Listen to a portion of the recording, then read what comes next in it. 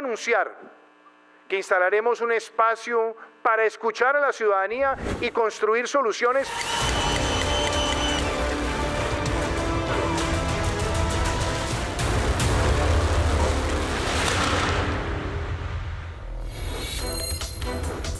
No es solo qué, es también cuándo y cómo.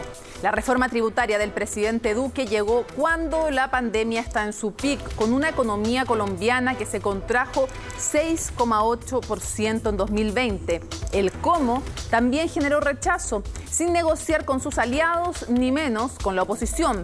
Y aunque hay expertos que dicen que Colombia sí necesita paliar su déficit fiscal en el mediano plazo, la opinión pública recibió esta reforma tributaria como una carga para la clase media y todo estalló. Las protestas se extendieron por el país, sobre todo en grandes ciudades como Cali. Y aunque la mayoría fueron pacíficas, varias, y sobre todo de noche, derivaron en serios y condenables hechos de violencia, como lo advirtió la propia opositora alcaldesa de Bogotá. Dijo: la violencia y el vandalismo nada solucionan, solo empeoran todo. Y lamentablemente vimos también brutalidad policial, graves violaciones de derechos humanos que han sido condenadas además desde fuera y desde dentro de Colombia, mientras el expresidente Uribe tuitea y luego borra un mensaje alentando a los militares a usar sus armas. Human Rights Watch le contesta que no ha entendido nada. 24 personas muertas, algunos adolescentes y 800 heridos. Y las protestas siguen hace 8 días. Pero lo cierto, como alguien sostuvo, es que la ruptura viene de atrás. Colombia, la cuarta economía de América Latina, retrocedió una década en pobreza durante la pandemia. Llega al 42%. 21 millones de personas o comen una vez al día o no comen todos los días. El presidente ha llamado ahora a un diálogo nacional. ¿Tendrá éxito? Días claves en Colombia los analizamos en Conexión Global.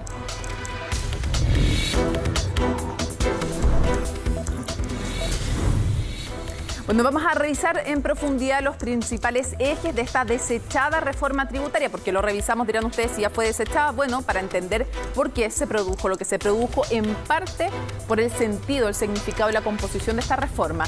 Lo primero es que pretendía recaudar algo así como 6.294 millones de dólares, y esto es el equivalente a más del 2% del PIB del país. Poco, bueno, relativo, porque es mucho en comparación, por ejemplo, con la anterior reforma tributaria, que había sido de un 0,7% del Producto Interno Bruto. Entonces acá el esfuerzo era aún mayor. Recordemos el contexto, un déficit fiscal importante en Colombia. Uno de los temas más polémicos era el impuesto a la renta para aquellos sueldos mensuales superiores a los 663 dólares. Y esto implicó entonces que cuando el salario mínimo es de 234 dólares, este impuesto afectaba directamente a la clase media. Porque además, veamos aquello, el IVA, que es de un 19%, igual que en Chile, bueno, se iba a agregar a ciertos sectores el fin de las exenciones, o sea, más sectores iban a tener que pagar por los servicios públicos el IVA y además algunos productos, a cuales nunca lo llegamos a saber. Había mucha preocupación, por ejemplo, si se iba a dejar de estar exento del pago del IVA el azúcar, el chocolate, el café, entre otros elementos que son básicos en la canasta de alimentos colombiano. Y la verdad es que finalmente, como se desecha, nunca supimos, hubo mucha especulación respecto a cuáles iban a ser esos productos que se pretendía eliminar la exención de IVA.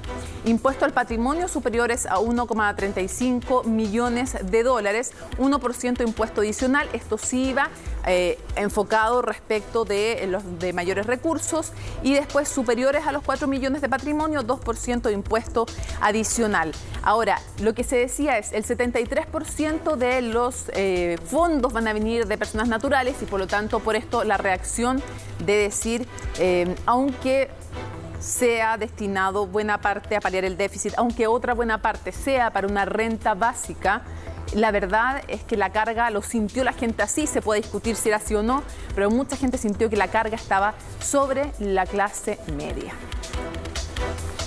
Y vamos ahora a revisar todo este proceso que ha llevado a 8 jornadas terribles en Colombia, 8 días negros, oscuros, con graves violaciones a los derechos humanos, también con hechos repudiables, por supuesto, de violencia, y además con una evidencia de que la crisis es mucho más profunda, evidentemente, que una reforma tributaria en la nota de Laura Soto.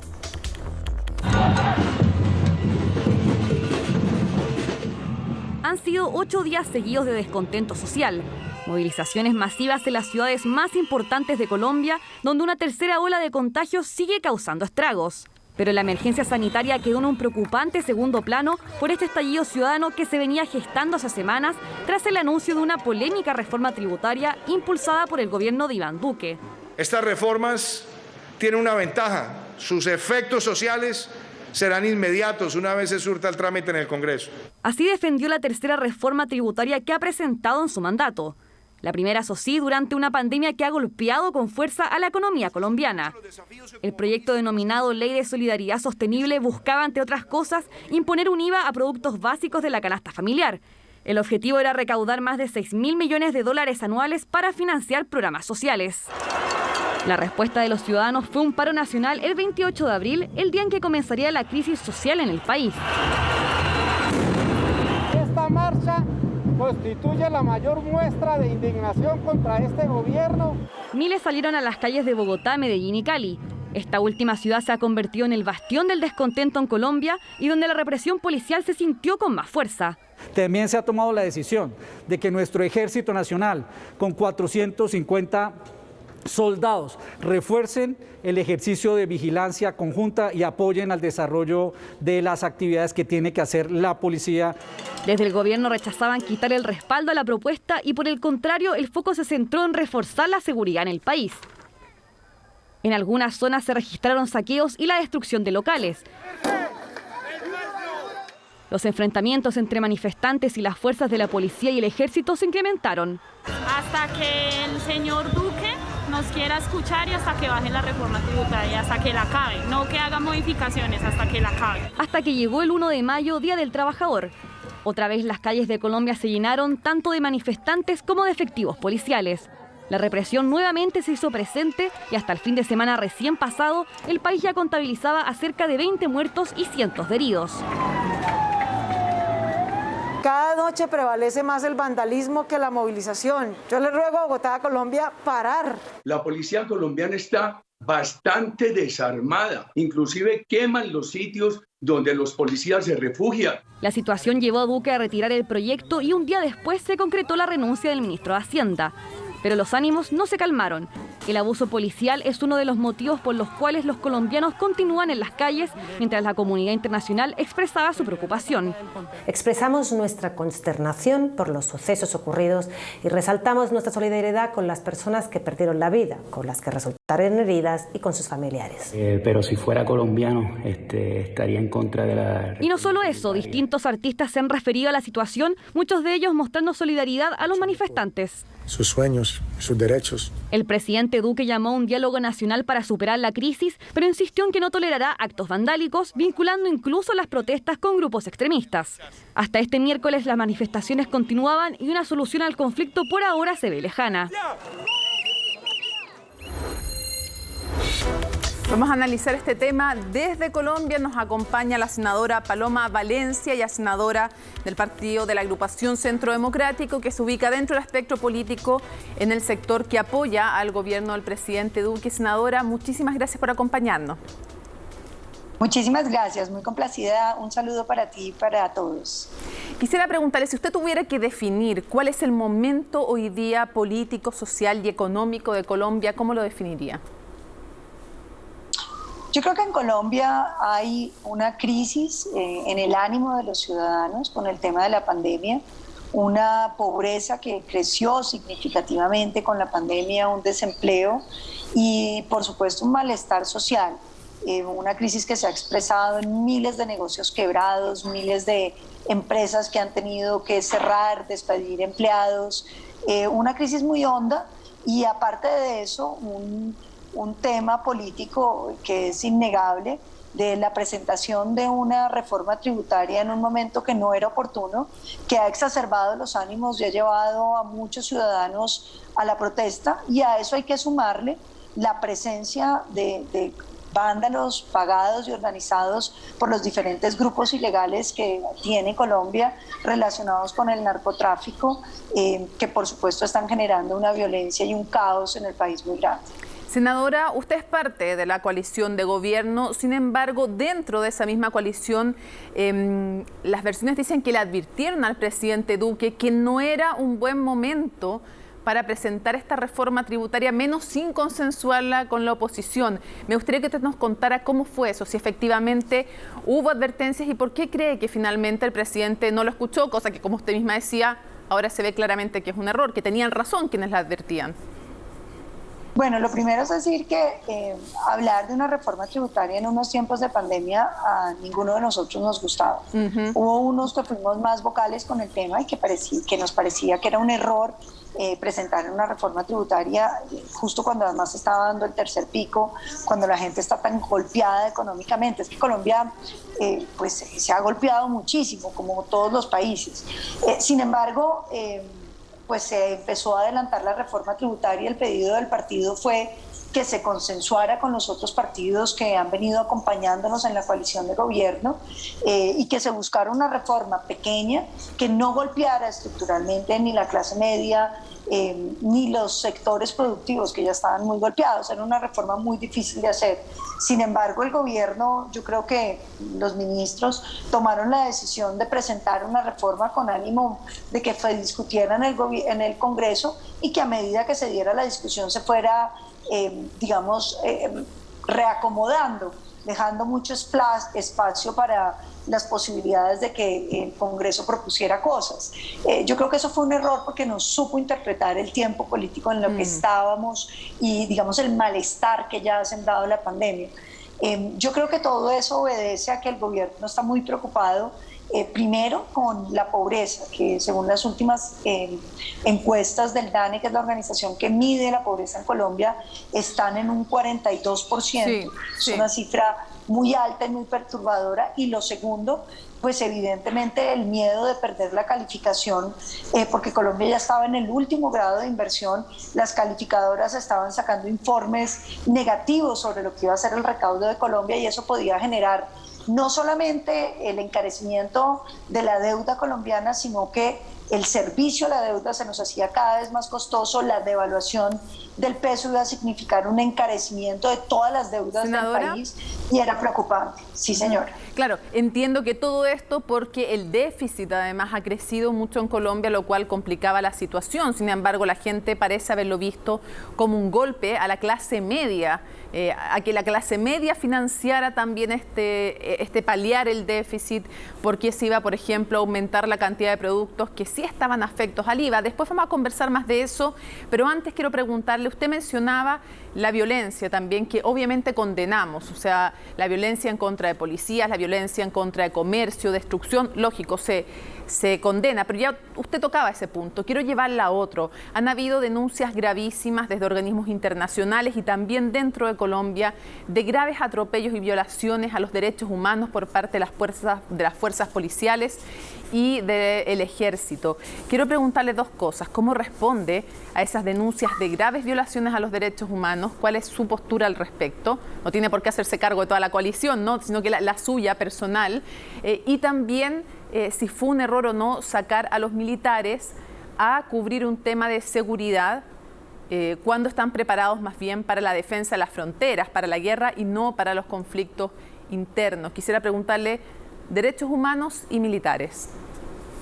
Bueno, lo primero es decir que yo creo que los entes internacionales como la Oficina del Alto Comisionado de las Naciones Unidas, que fue la que sacó ese video, la doctora Marta Hurtado, lo hizo, en mi opinión, sin haber verificado los hechos, hizo afirmaciones ligeras y sumamente irresponsables y peligrosas, porque mientras en Colombia las Fuerzas Armadas son garantes de los derechos humanos, este país no ha caído en manos del terrorismo por nuestras Fuerzas Armadas. Lo cierto es que han resultado heridos 309 civiles, estas son las cifras que se tenían hasta el día de ayer, 19 ciudadanos habían perdido la vida, pero no todos relacionados con las Fuerzas Armadas de Colombia, ni con la policía. Muchos murieron en hechos confusos donde los propios manifestantes e incluso ciudadanos que estaban por ahí, que se sintieron agredidos, fueron los responsables, mientras que los ataques a la fuerza pública sí fueron inmisericordes. Tenemos 579 policías atacados de manera violenta, 52 de ellos hospitalizados con condiciones graves, uno de ellos apuñaleado, y sobre eso sí guardó silencio la señora Marta Hurtado de la Oficina del Alto Comisionado de Derechos Humanos. Y yo creo que los derechos humanos no pueden ser solamente para unos. Los policías tienen derechos humanos, entre los que se incluye, por supuesto, el debido proceso y la presunción de inocencia. Yo creo que fueron muy ligeros los pronunciamientos que hizo ese organismo internacional, con un daño muy grande para las Fuerzas Armadas de Colombia, que por supuesto, sí. Sí, ahora, usted, a todo esto actualizo las cifras de fallecidos, las que tenemos hablan de 24, yo entiendo que van cambiando, pero de 24 fallecidos y 800 heridos, además están los heridos de las fuerzas policiales y fuerzas armadas que usted mencionaba. Pero más allá del número, más allá de cuántos sean, quiero saber si usted condena las violaciones a los derechos humanos que han sido reportadas. ¿Y sabe por qué se lo pregunto? Porque categóricamente. ¿Sabe por qué se lo pregunto? Categóricamente. Sí, pero perdón, quisiera hacer un alcance. O sea, todos tenemos derechos humanos, evidentemente, pero usted y yo sabemos también que las violaciones de los derechos humanos son cuando agentes del Estado violan derechos fundamentales, no cualquiera, derechos fundamentales de las personas. Y en ese sentido quiero preguntarle si usted la condena y si comparte quienes incluso desde el centro político, no necesariamente desde la izquierda colombiana, sostienen que tiene que haber una reforma policial. Lo primero es yo rechazo totalmente las violaciones a los derechos humanos cometidas por los policías, pero también quiero ser muy clara. La evidencia habla de que muy pocos de esos casos tienen que ver con exceso de fuerza de la policía. Lo que ha habido predominantemente en Colombia ha sido exceso de fuerza de los vándalos y de las organizaciones criminales que han venido, digamos, atendiendo este llamado, que yo creo que tiene mucho que ver con los grupos ilegales colombianos. Lo otro que yo quisiera decir es, por supuesto, el gobierno inmediatamente actuó. Hay investigaciones andando en contra de la policía, investigaciones disciplinarias, es decir, hechas por los propios cuerpos, solamente por homicidio, por abuso de autoridad, por agresiones físicas. Se han iniciado 29 investigaciones, y hablo de las cifras del día de ayer, porque fue el día de ayer que salió el comunicado de derechos humanos, pero por supuesto que las rechazamos categóricamente. Ningún policía puede usar el uniforme para agredir a los colombianos que pacíficamente se manifiestan. Senadora, ¿y se requiere reforma policial en Colombia? Hombre, yo creo que la reforma policial se puede discutir, pero la reforma policial no puede ser susceptible de hablar de que es que se están violando los derechos humanos en Colombia, entonces hay que reformarla. Los hombres de nuestra policía son hombres que en general se comportan muy bien, respetan muy bien los derechos humanos. Lo que pasa es que también hay que entender la situación que están enfrentando, donde los vándalos se les tiran, los prenden en fuego vivos, los atacan, los asesinan incluso. Entonces yo creo que aquí también digamos, hay que mirar las cosas con los dos ojos y no solo con uno. Ahora, ojo, evidentemente estamos hablando de violaciones a los derechos humanos cuando hay un uso desproporcionado de la fuerza. Todos entendemos que el uso, la represión, cuando es proporcional y amparada por el Estado de Derecho y resguardando los derechos humanos, evidentemente corresponde en cualquier estado, en cualquier país. Estamos hablando de aquellos casos en que hay violaciones a los derechos humanos. Quiero hacer el punto que a todo esto no han sido denunciados solo desde el exterior, sino también al interior, pero se nos va a ir acabando el tiempo y quiero pasar a otro tema. ¿Cuán difícil es el diálogo en el país pensando en que hay elecciones pronto, parlamentarias y presidenciales? ¿Cuánto ese punto dificulta también el diálogo? Yo creo que mucho, porque evidentemente aquí todos están pensando en las siguientes elecciones y no en el porvenir de Colombia y en lo que eso puede significar. Yo creo que, digamos, por ejemplo, la izquierda colombiana está muy preocupada por ver cómo logra sacarle jugo a esto políticamente, y yo creo que aquí está en juego el país, aquí está en juego la estabilidad institucional de la que finalmente todos hacemos parte y la democracia colombiana, que es la que tenemos que defender. Aquí hay quienes se lucran políticamente, que creo que serán los menos, pero sobre todo hay un beneficio muy grande para los grupos ilegales. Colombia hoy es el primer productor de cocaína del mundo, tiene grupos ilegales que concentran más de 8.000 hombres en armas, que están produciendo todo el tiempo violencia, asesinando líderes sociales, asesinando movilizados, asesinando colombianos, y son ellos precisamente los que disfrutan y se aprovechan, digamos, de los momentos de confrontación como los que hay. ¿Usted diría que el gobierno del presidente Duque ha sido mejor o peor de lo que usted esperaba? Hombre, es matar las cosas, porque es que nadie preveía una pandemia. Sí, pero considerando la pandemia, con la pandemia incluso, ¿usted cree que ha estado a la altura de las expectativas o de alguna manera ha hipotecado la posibilidad de que su coalición desde el oficialismo, a la que usted pertenece, siga en el poder? El presidente Duque ha sido un hombre honorable que ha hecho un gobierno en la medida de lo que él ha tomado considerado positivo para lo que ha tratado de dar, pero las cosas muy difíciles, y que cualquiera desde cualquier dice habría hecho todo distinto porque espejo retrovisor, viendo lo que pasó y qué salió bien y qué salió mal, pues es muy fácil criticar.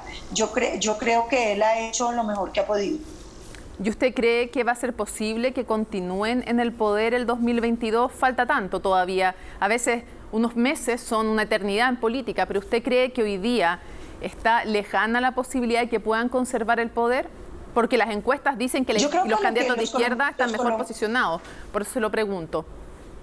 Sí, digamos que en Colombia las encuestas en tiempos antes son difíciles. En diciembre del año previo al año del marzo en que fue elegido el presidente Duque, él tenía el 2% de las encuestas y sin embargo es el presidente de Colombia. Siempre hay otros que marcan en las encuestas más que nosotros, pero yo creo que estas manifestaciones pues le asustan a muchos colombianos que veían inofensiva a la izquierda y que después de ver que un país quebrado, sin empleo, lo que le imponen es más cierres económicos, más restricciones, más bloqueos para que no pueda pasar la comida, para que los animales se mueran de hambre, para que no haya movilidad ni tráfico de comercio, para que los empleados no puedan ir a trabajar, las amenazas, los bloqueos, todo eso también actuará en contra de todas esas izquierdas colombianas. Ahora, yo creo que este no es un momento para pensar en las elecciones, porque, repito, yo creo que aquí lo que hay es que lograr que los manifestantes pacíficos se manifiesten, que los ciudadanos que legítimamente están pidiendo seguridad y protección a sus bienes, que también son derechos humanos protegidos por la Convención Interamericana de Derechos Humanos, sean protegidos por el gobierno como le corresponde a cualquier ciudadano poder pedir la defensa del Estado. No pueden simplemente terminar siendo usurpados. Y finalmente los grupos ilegales con sus vándalos financiados por el narcotráfico tratando de causar caos en Colombia. Yo creo que hay que tratar de dividir esos tres segmentos y actuar políticamente para recobrar la seguridad de los colombianos, para que la protesta sea pacífica, que es el requisito básico de toda protesta, senadora, y para que los grupos ilegales puedan ser reducidos. Para cerrar, hay dos cosas que decidir, bueno, muchas, ¿no? Pero dos cosas que decidir ahora en Colombia. Lo primero es si se intenta una nueva reforma finalmente tributaria consensuada. Y lo otro es este diálogo nacional al cual ha llamado el presidente Duque. Quiero saber si usted cree que hay que intentar esa reforma consensuada o hay que enterrarla definitivamente, y si cree que es posible ese diálogo al cual llamó incluso los manifestantes y a las organizaciones que convocan a las protestas del presidente. Yo creo que la reforma tributaria nació muerta, Mónica. Cualquiera que siga la política colombiana sabe que esa reforma tributaria la criticó el Partido Centro Democrático, la criticaron los partidos de la coalición de gobierno, la criticaron los de oposición, los independientes. No había necesidad del paro para que se hundiera la reforma. El presidente anunció además que la retiraba, cuando ya ni siquiera necesitaba porque estaba absolutamente muerta. Ningún partido la iba a votar, ni siquiera los partidos de la coalición de gobierno. Entonces yo creo que hoy lo que dejó ver el retiro de la reforma hace unos días fue que este paro no tenía nada que ver con la reforma tributaria. Aquí hay otras causas que yo diría son la pobreza, son los problemas que ha tenido el país durante la pandemia y es sobre todo el interés de algunos sectores políticos de llevar al caos y el interés de los grupos ilegales de ejercer violencia. ¿Y el diálogo es posible? Yo creo que el diálogo siempre es posible. Lo que pasa es que el problema del diálogo es que cuando hay uno que considera que va ganando, siempre considera que el diálogo tiene que ser totalmente para que hagan lo que él dice. Y yo creo que ahí hay un problema de fondo. Primero, los paros no tienen una dirigencia determinada. ¿Quién es el dueño del paro? Nadie, la ciudadanía que sale. Y por eso existen elecciones, para que usted se gane la representación del pueblo y lo represente. Pero dialogar con un paro me parece a mí un imposible fáctico y muy difícil para la institucionalidad democrática, porque entonces, ¿para qué se eligen representantes de los ciudadanos si al final se negocia con los que salen a marchar? Entonces, yo creo que ahí hay unas preguntas que son fundamentales, pero el diálogo, de escucharnos, de tratar de resolver los problemas, de saber qué cosas se pueden hacer mejor, por supuesto, siempre tiene que estar abierto. Vamos a ver entonces si logra o no la iniciativa que ha planteado el presidente. Yo lo preguntaba porque el presidente Duque es quien ha convocado a este diálogo. Senadora Paloma Valencia, senadora del Partido Oficialista del Centro Democrático, le agradezco mucho que nos haya acompañado desde Colombia en Conexión Global. Muchísimas gracias. Muchísimas gracias. Una feliz tarde para todos. Y nos vamos a la pausa en Conexión Global. Al regreso vamos a estar con un panel de analistas desde Colombia, profundizando en los días críticos que vive este país. Espérenos, ya volvemos.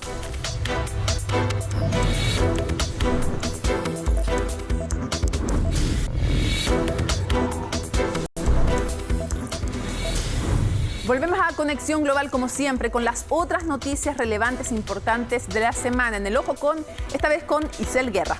Isel. Buenas noches, Mónica, y a todos en sus casas. Comenzamos este Ojo con en México, donde la tragedia ha enlutado a este país. El colapso de una parte del viaducto por donde pasa el metro de Ciudad de México dejó 25 muertos y casi 80 heridos.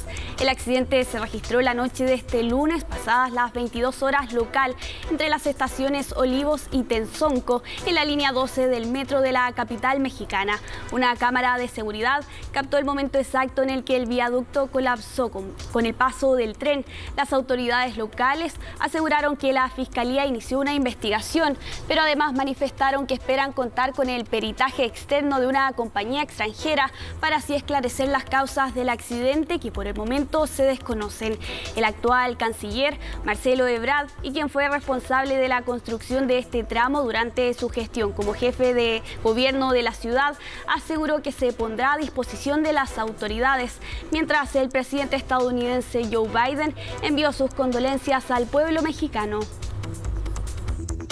Enviamos nuestro pésame a los familiares de las víctimas de este accidente y la postura del gobierno de la ciudad la respalda el gobierno federal acerca de lo que procede en este lamentable caso. Y nos trasladamos a España, donde Isabel Díaz Ayuso arrasó en las elecciones regionales de Madrid. La candidata a la reelección por el Partido Popular logró 65 de los 136 escaños del Parlamento regional. Así, la derecha, que ya lleva 25 años en el poder, podrá seguir gobernando en la capital española. La jefa regional aseguró que está abierta a contar entre sus consejeros con miembros del Partido Ciudadanos y de la ultraderecha de Vox. En solo solo 2 años, Díaz Ayuso duplicó los apoyos que tuvo en su candidatura de 2019.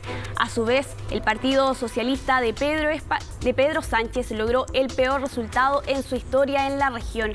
En tanto, la colectividad de izquierda Podemos, liderada por Pablo Iglesias, obtuvo 10 escaños, por los que Iglesias anunció su retiro de la política. Las de este martes fueron los primeros comicios que celebró Madrid desde que comenzó la pandemia. Pese a esto, la capital alcanzó una participación récord de 76%. Gracias por haber hecho historia. Hoy empieza de nuevo un nuevo capítulo en la historia de España, porque hoy, desde Madrid, desde el kilómetro cero, vamos a recuperar el orgullo, el sentimiento de pertenencia, la cultura del esfuerzo y, por encima de todo, la convivencia, la unidad y la libertad que necesita España. Hoy empieza de nuevo. Y terminamos este ojo en Israel, donde el primer ministro Benjamín Netanyahu fracasó en su intento por formar gobierno, por lo que el presidente del país encargó esta tarea al líder de la oposición. El mandatario Reuven Rivlin se reunió con Yair Lapid, líder de la oposición, y quien deberá iniciar las negociaciones con las demás fuerzas políticas para intentar conformar un gobierno de coalición. El plazo concedido a Netanyahu tras las elecciones del 23 de marzo expiró la medianoche, sin que pudiera conseguir una mayoría de 61 diputados de los 120 del Parlamento. Lapid, del partido de Yesh Atid, segunda fuerza con 17 escaños, tendrá ahora 28 días para intentar obtener el apoyo de los diputados para sacar a Israel de su largo bloqueo político y evitar unas quintas elecciones en solo 2 años y medio. De lograrlo, tendría un gobierno de unión nacional, expulsando del poder a Netanyahu, juzgado por corrupción y malversación. Con esta información terminamos nuestro ojo con Mónica. Muchísimas gracias, Aisel. Y luego es momento de revisar una comparación entre Chile y Colombia para que entendamos el contexto en el cual se están desarrollando, en qué país se están desarrollando estos días tan críticos, ¿no? Veamos, habitantes, 51 millones de colombianos, en Chile somos casi 20. La superficie, 1.141.748 kilómetros cuadrados, bastante más que nuestro país, ¿no? Ahí lo vemos.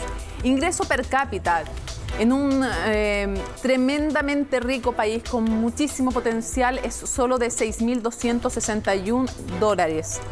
Y esto además esconde profundas desigualdades. No olvidemos que es un país además golpeado fuertemente por años de conflicto con las FARC y con enormes diferencias por los paramilitares también, el ELN además, en fin. Pobreza. La última cifra era 35,7%, pero con un año de pandemia ya llega al 42%. 42% en el caso de Chile, 8,6%. Crecimiento, decreció Colombia durante el 2020, 6,8%, y Chile también lo hizo en buena medida, 5,8%. Y cuando hablamos de desempleo, ya a esta altura, porque este es el año 2020, era de 13,2%. A esta altura, el paro, como le dicen en Colombia, llega ya al 21%. En esos niveles está, y se dice que uno de cada 5 hogares colombianos no tiene seguridad alimentaria, es decir, o disminuyen la calidad de la comida, o comen una sola vez al día, o simplemente se saltan y hay días en que no comen.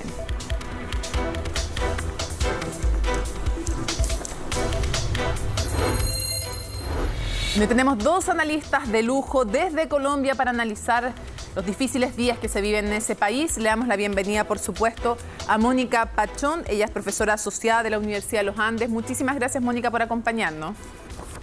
Hola, muchísimas gracias por la invitación, Mónica, y pues felices acá de acompañarnos. Eduardo Pastrana, profesor titular de la Pontificia Universidad Javeriana de Bogotá y además PhD en Relaciones Internacionales. Muchísimas gracias por estar con nosotros. Mónica, me uno también a las palabras de Mónica, por supuesto, y agradecerte por esta invitación y también a toda la audiencia de tu programa. Quisiera comenzar, Mónica, preguntándote, ¿era necesaria, más allá de que se diga ahora La reforma tributaria fue un desastre en cómo se planteó al país, en que no se negoció con la oposición, tampoco con la coalición del gobierno. Recién conversamos con una senadora oficialista que nos decía, nosotros le dijimos al presidente que no era el momento, pero más allá de eso, ¿hay un problema real de déficit fiscal que atacar en Colombia? ¿Qué tan urgente es? ¿No era postergable y por mientras cubrir por un tiempo con endeudamiento, con otras medidas? Pues en mi opinión, la necesidad de reforma tributaria es real. Nosotros tenemos un estado pequeño en Colombia, comparado con estados similares en la región, tenemos un desfase del 5% del PIB. Eso significa que tenemos unos ingresos menores. Nuestra proporción de impuestos recae sobre todo en personas jurídicas y no en personas naturales. Y tuvimos una caída de 6 puntos del PIB en la recolección de recaudo en este último año a raíz de la pandemia, y pues obviamente este año tampoco pinta muy bien. Entonces, realmente, digamos, el Estado no solamente recibe menos ingresos, sino que asume unas deudas importantes con la banca multilateral para poder cubrir y realizar programas sociales que le permitan ayudar a las familias y a las empresas y, digamos, en general, generar unos programas que permitan ayudar a la comunidad. Esos programas tienen unos costos altos y el Estado no tiene recursos para seguir financiando estos programas. Entonces, yo sí creo que la reforma era necesaria. La forma de la reforma y los detalles de la reforma, por supuesto, son sujeto de discusión.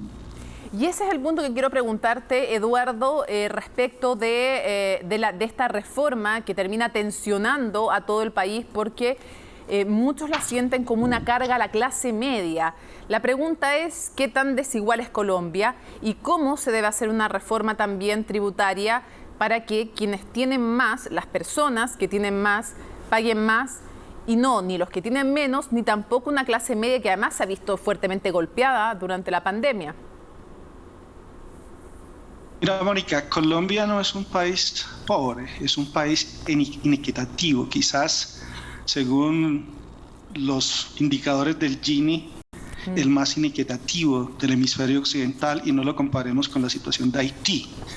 Si bien es cierto que desde el comienzo de este siglo, con todo el boom de las commodities que también ha reprimarizado la economía colombiana, como la de otros países de la región, creció un poco más la clase media y bajamos un poco la pobreza, y ahí oscilan según los datos del DANE, pero de otros institutos económicos, de un 50 o 49% a un 28%.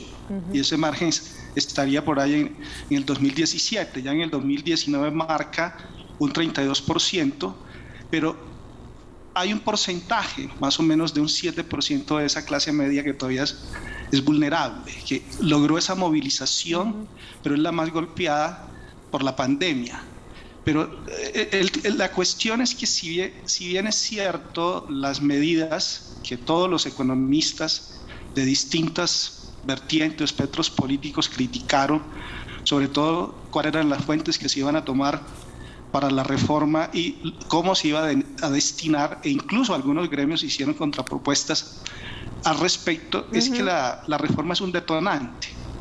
Este es un país que tiene demandas sociales aplazadas desde hace décadas y ya venía un proceso de movilización social que fue interrumpido por la pandemia. Eduardo, perdón que te detenga ahí porque vamos a hablar de esos temas de fondo, pero quiero entender en el fondo si a ti te parece también que esta era una reforma que debió hacerse no solo de manera dialogada, sino que de dónde salían los recursos también, a quiénes se grababa más, si era en el fondo efectivamente un error, en ese sentido.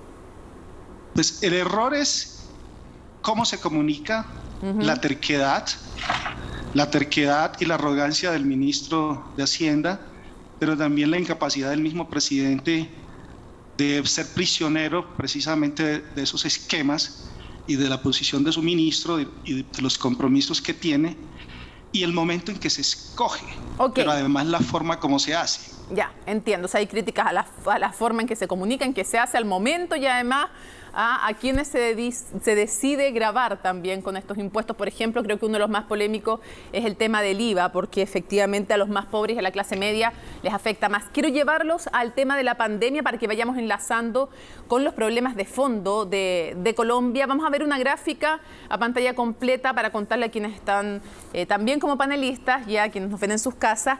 Veamos cómo ha golpeado el COVID a Colombia.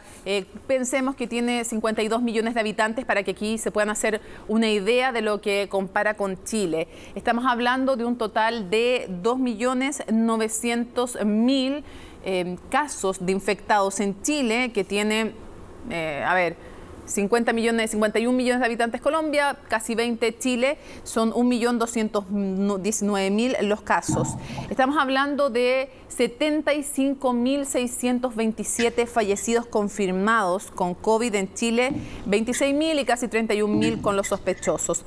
Vacunación, 5.387.256 y en Chile, siendo muchos menos habitantes, menos de la mitad, más de 8 millones de dosis entregadas.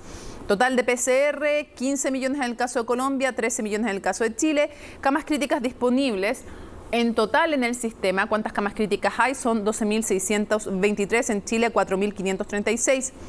Ayuda social directa respecto al PIB, 4,1%, en Chile 10,7%. Ahora después el desglose que se hace en Chile respecto a cuáles son ayudas directas a las familias, según informe el PNUD, que citaba la economista Andrea Repeto, es cerca del 2% en ayudas directas e indirectas, 8% del PIB. Hecho este panorama, quiero preguntarte cuál era el ambiente antes de esta pandemia, para quienes nos están viendo. Mónica les explique, con este grado de afectación por el COVID, el nivel de pobreza en el 42%, ¿cuál era el ambiente que se estaba viviendo en Colombia antes de que se presente la reforma? Claro. Antes, digamos, ¿te refieres al año 2019, finales del año 2019? Sí, claro, cuando... Bien. 2019 y también ya cuando estamos en el 2021, incluso te pregunto yo, ya cuando se anuncia, en el fondo esta reforma. Ok. Bueno, pues primero contarles que Colombia viene en un proceso de movilización social desde el 2019, un proceso de movilización social en donde nosotros seguimos en una discusión muy fuerte que tiene detrás el tema de la paz y la implementación del proceso con las FARC, claro. En un proceso además que habían una movilización masiva de muchos grupos, especialmente los jóvenes, en unas demandas específicas sobre empleo, oportunidades, educación, etcétera. Entonces, digamos que el año 2019 termina para el presidente de la República con una muy baja popularidad, unas elecciones locales que no le favorecen necesariamente al Centro Democrático, una agenda legislativa lenta, con una aprobación de una reforma tributaria inicial que llamaba la atención por ser algo inequitativa en términos de bajar unas recolecciones esperando que las empresas pudieran crecer más y generar más empleo. Vamos a este momento antes de la reforma, estamos en una circunstancia muy compleja en donde tenemos un aumento de la pobreza de 6 puntos porcentuales, tenemos una cantidad de familias en situación de pobreza importante comparado con el pasado, tenemos un 15% de desempleo a nivel nacional con una tasa del 17% en las ciudades y además pues evidentemente una desesperación social también asociada a unos fenómenos, digamos, que tienen que ver de nuevo con el proceso de paz, asesinato de líderes sociales en todo el territorio nacional, dificultades de la consolidación, digamos, de la presencia territorial. Entonces, ese es el escenario, es un escenario muy negativo, un escenario donde los colegios están cerrados hace, ya un año, 2 meses, donde las personas tienen demasiada incertidumbre y pues el gobierno anuncia que va a hacer una reforma tributaria efectivamente sin tener una estrategia de comunicación efectiva y pues cuando surge la reforma, inclusive antes de que se presentara la reforma y se conociera en su totalidad, ya las posiciones políticas de los partidos y de los miembros en el Congreso eran completamente negativas. Entonces, Entonces, ahora, digamos que... Entiendo. Quisiera preguntarte, Eduardo, luego se desatan las protestas y uno de los temas más dramáticos que hemos visto son las violaciones de derechos humanos por parte de agentes policiales y también del ejército. Quiero preguntarte, ¿cómo ves eso? ¿Cómo ves también la intervención de Uribe pidiendo que hicieran uso de sus armas los militares? ¿Cómo ves las denuncias? En este contexto, ¿cuál es tu juicio respecto a lo que ha hecho el gobierno? Bueno, Colombia vive una polarización política desde hace varios años y esto implica de lado y lado, pero fundamentalmente desde la perspectiva del uribismo, que lo recoge también el gobierno, la construcción de un enemigo interno muy fuerte. Y además de no solamente construir esa figura del enemigo, no reconocer errores propios, sino buscar culpables por fuera, digamos, de las élites políticas o de la responsabilidad misma que tienen con respecto al Estado. Entonces, cuando uno observa a Uribe, digamos, influyendo en unas fuerzas militares y en unas fuerzas armadas, incluyendo la policía, para que la única vía sea la represión, obedece mucho a su enfoque autoritario, a todo ese proceso de construir amenazas internas, además de un discurso que busca más bien recoger el apoyo por parte de estos sectores y de su familia, pero también de los sectores, digamos, más radicales de su propio partido. Y eso conlleva a que haya una reacción interna y un actuar de la fuerza pública muy brutal, de una fuerza pública que viene vinculada y articulada a una lucha interna, a una serie de prácticas donde las violaciones de los derechos humanos han sido sistemáticas, donde las muertes en Colombia han llegado al nivel de la banalidad a lo largo del conflicto. Entonces, ese tipo de prácticas se traducen en ese resultado de la tragedia humana que estamos viviendo, pero articulado a ese discurso autoritario y muy sesgado por una visión ideológica contra el enemigo interno y la criminalización de la protesta. Nos queda poco tiempo y nos quedan varias preguntas. Mónica, Claudia López, la alcaldesa de Bogotá, que es una líder tremendamente importante también, podríamos decir del centro político del país, tú me corriges si tú la quisieras situar en otro sector político, pero claro, es de los verdes. Quisiera preguntarte, ella decía que también la violencia es algo muy grave y que mientras se mantenga y se extienda este conflicto se va a ir degradando cada vez más. Ella decía, condenaba en forma súper categórica las violaciones de los derechos humanos, decía, dialoguen como, agradezco el diálogo que invita al presidente, pero tienen que dialogar con estos jóvenes, a los cuales otros también invitan a ir a las calles en un acto de irresponsabilidad, decía, ya estoy citando sus palabras, condenaba la violencia también y condenaba las violaciones de los derechos humanos. Yo quiero preguntarte, ¿cuál crees tú que es la salida, Mónica, a este conflicto que no incluye solo la reforma tributaria, sino que me gustaría que te refirieras a las causas más profundas? La ruptura viene de atrás, han dicho algunos pensadores. Sí, quisiera referirme rápidamente al septiembre de 2020, donde hubo escenas de abuso policial en Bogotá. Al otro día hubo escenas dificilísimas donde hubo más de, según recuerdo, por ahí 12 o 13 personas fallecidas a raíz, digamos, de protestas muy, muy violentas. Yo creo que Uribe, el expresidente Uribe es protagonista, tanto como lo es Gustavo Petro, tanto como lo es Claudia, en esta discusión en donde se ha generado una polarización y los jóvenes están ahí en el centro de la polarización. La pregunta sobre cómo salir de este enredo y cuál es el problema real, yo creo que tiene que ver con una sensación colectiva de los jóvenes antisistema. Creo que eso es algo que estamos viviendo en la región, en donde los problemas políticos se están manifestando en una, digamos, en la calle y en las vías de hecho, en donde se siente que la voz tiene un impacto más importante que en las instituciones elegidas para su representación, como son el Congreso y la presidencia de la República, y creo que aquí hay un problema de fragmentación de poder y de falta, digamos, de liderazgo del presidente de la República, que hace muy complicada la negociación. Creo que hay problemas estructurales, Colombia siempre los ha tenido. Hay un nuevo fenómeno global de protesta social que es innegable, pero también creo que las soluciones tienen que ver con la posibilidad del diálogo, que pues en este momento el presidente está comenzando. No sabemos con qué éxito van a terminar estas negociaciones.